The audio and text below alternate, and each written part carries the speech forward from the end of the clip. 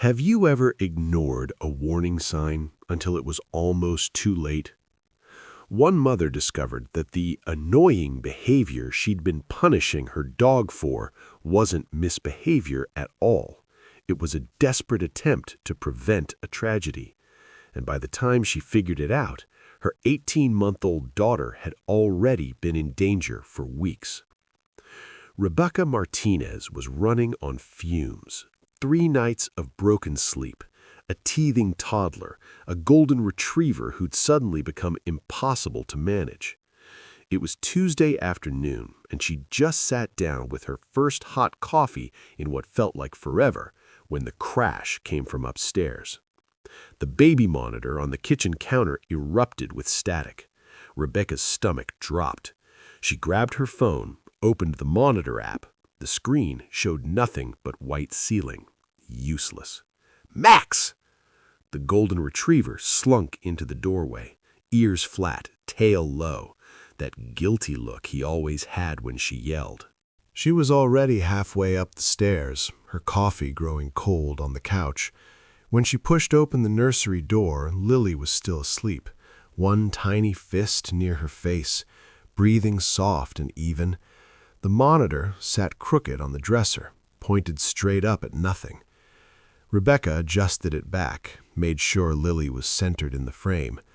Max stood in the hallway, watching her with those enormous brown eyes that somehow looked worried and apologetic at the same time. "Leave the camera alone," she whispered. She grabbed his collar and led him back downstairs. This was the 3rd time this week he'd done something like this. Yesterday, he'd sat outside the nursery door at dawn, whining. The day before that, he refused to come when she called, just planted himself at the bottom of the stairs like some kind of furry security guard. She loved Max. They'd brought him home 4 years ago, before Lily existed. He'd been perfect, gentle, patient, loyal. But something had changed in him recently. He was clingy, anxious. And now he was messing with the one piece of technology that let her breathe for 5 minutes. Maybe he was jealous. Maybe he was getting older, more confused. 7 wasn't exactly young for a bigger dog. The afternoon crawled by. Lily woke up cheerful. They played on the living room floor. Max kept his distance, but never stopped watching the baby.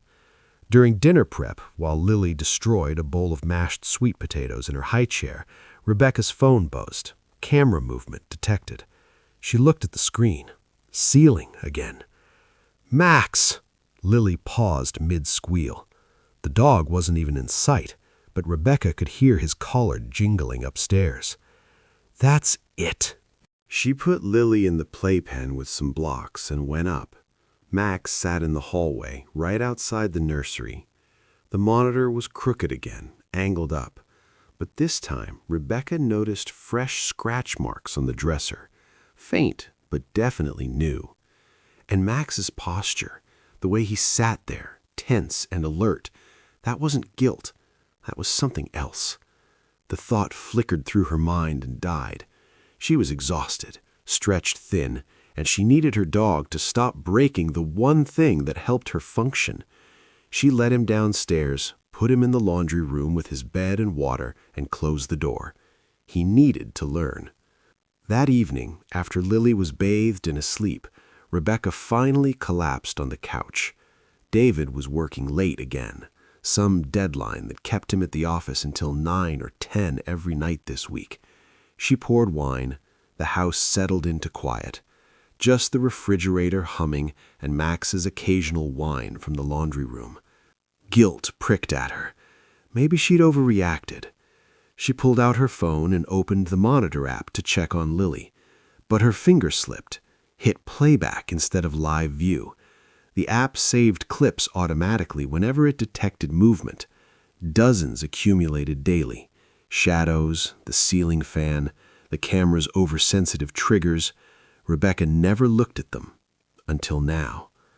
A clip from this afternoon caught her eye. Time-stamped 2:14. Right when she'd heard that crash, she tapped it. The footage started normal. Lily's crib. The baby asleep. Then movement at the edge of the frame. Max's head, his nose nudging the camera. The angle shifted up. But in those last seconds, before the view tilted to the ceiling, before Max blocked everything, Rebecca saw something that turned her blood to ice. Lily wasn't in her crib. Lily was standing on top of the dresser, 4 feet off the ground, right beneath the window, reaching for something on the windowsill. The window that overlooked concrete. The wine glass hit the coffee table. Rebecca's hands shook as she scrolled through more clips. There, another one. 2:16. She pressed play. The camera already pointed at the ceiling, but the audio was there. Max's paws on hardwood, his collar, and then Lily's voice, small and delighted. "Doggy, down!" A soft thump, a giggle. Rebecca was up and running before the clip ended. She took the stairs 3 at a time, hit the nursery light. Lily stirred but stayed asleep. Rebecca's eyes went to the crib. A blanket bunched in the corner, the stuffed elephant on one side, and Lily's pillow pressed against the rails. Steps. She'd been using them as steps. Rebecca's legs almost gave out. She turned to the dresser. Solid wood, decorative handles a determined toddler could absolutely grip, and on the windowsill, a colorful toy bird, a gift from Rebecca's mother that played music when you squeezed it. Lily loved that bird. Rebecca had put it up there weeks ago, thinking it was safe, out of reach. She'd made it a target. The window lock was secure, but the window was old, the kind with a simple latch. A toddler's weight pressed against the glass could compromise it, and outside, 12 feet down to concrete. Rebecca sank to the floor beside the crib. Her vision blurred.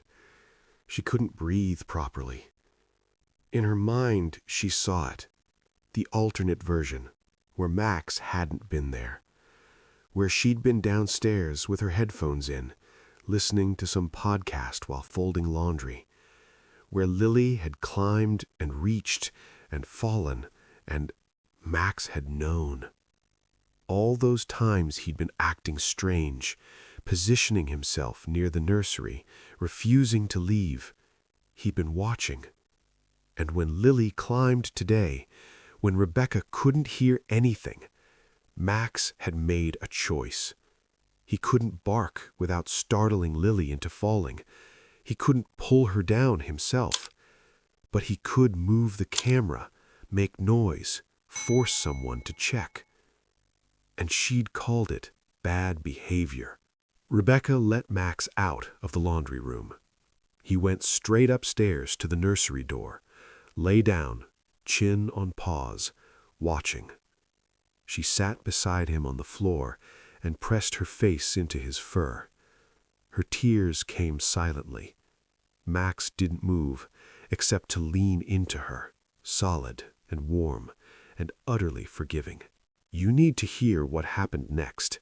If this is making your heart pound, hit that like button right now and subscribe, because this story takes a turn that changes everything. You won't believe what Rebecca found when she kept watching those recordings. That night, Rebecca couldn't sleep. David had gotten home around 10 and passed out immediately.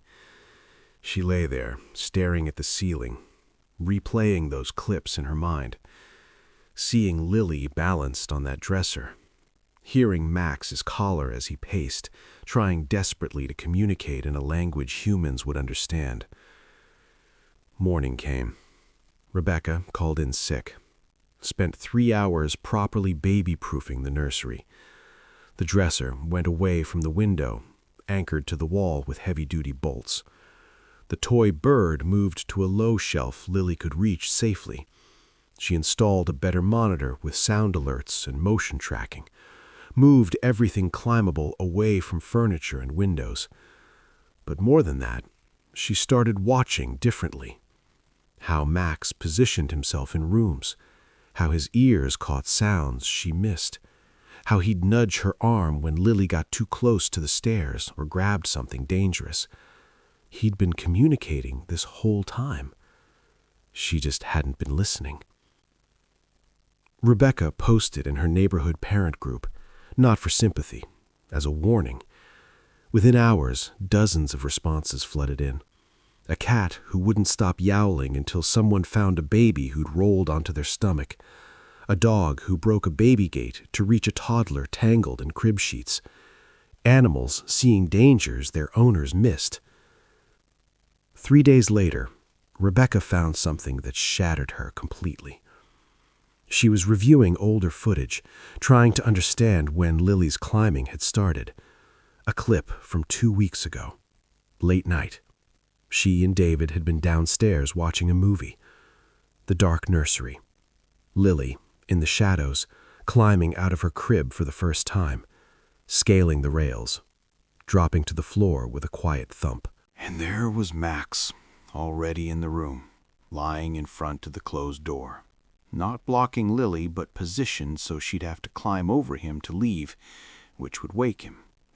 He'd been running night watch for 2 weeks. Every time Lily escaped, Max had been there, quietly herding her from dangers, keeping her contained until she tired and climbed back to bed on her own. Rebecca had thought the sleep regression was developmental, had thought Lily was sleeping through. She had no idea her daughter had become an escape artist, or that Max had appointed himself guardian. All those mornings she'd found him outside the nursery. He'd been there all night. When David watched the footage, he sat frozen. Then he left without a word. Came back with the most expensive dog bed he could find and a case of premium treats. Max got steak that night, and every night after. But Rebecca needed to do more. She started volunteering at the animal shelter, teaching families how to read their pets' behavior, how to recognize when animals were desperately trying to say something important. She shared Lily's story with parent groups and child safety organizations, not to terrify anyone, to remind them that sometimes the best alarm system has 4 legs. Lily grew, 2, then 3, then 4. She and Max became inseparable. The golden retriever, graying around the muzzle now, still followed her everywhere, but his vigilance had softened into companionship. Lily read him books, shared her snacks, fell asleep with her head on his side during movies. She didn't remember the dresser. She was too young. Rebecca remembered every second. Max died when Lily was 7, peacefully in his sleep, after a good life, full of love and steak. At his memorial, beneath the backyard tree where he'd loved the shade, Lily placed his favorite toy and a drawing. A little girl and a big dog, holding hands and paws under a rainbow. "He was my best friend," Lily said. "He always kept me safe." Rebecca had never told her the full story. Somehow, Lily knew anyway. Maybe it was the way Max had always been there. Maybe it was something deeper, some understanding between a child and the dog who loved her before she existed and protected her when she couldn't protect herself. The lesson wasn't about baby-proofing or cameras or vigilance. It was about trust, about listening to the beings around us even when they can't speak our language, about recognizing that intelligence and love take many forms, that sometimes the smartest thing we can do is pay attention when someone who loves us is trying desperately to tell us something. That monitor still sits on Rebecca's dresser. Lily doesn't need it anymore, but Rebecca keeps it, not as a reminder of what almost happened, as a reminder of what didn't happen, because a 7-year-old golden retriever refused to give up until someone understood. The camera still works. Late at night sometimes, Rebecca pulls up that old footage, watches those few seconds before the angle shifts to ceiling.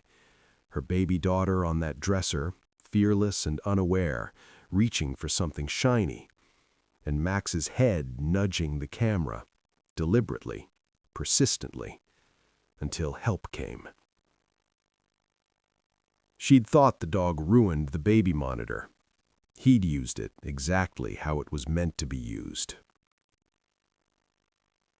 If this story affected you, hit like and subscribe for more true stories about what really matters. Leave a comment about a time an animal in your life tried to tell you something important. Sometimes the best communicators never say a word.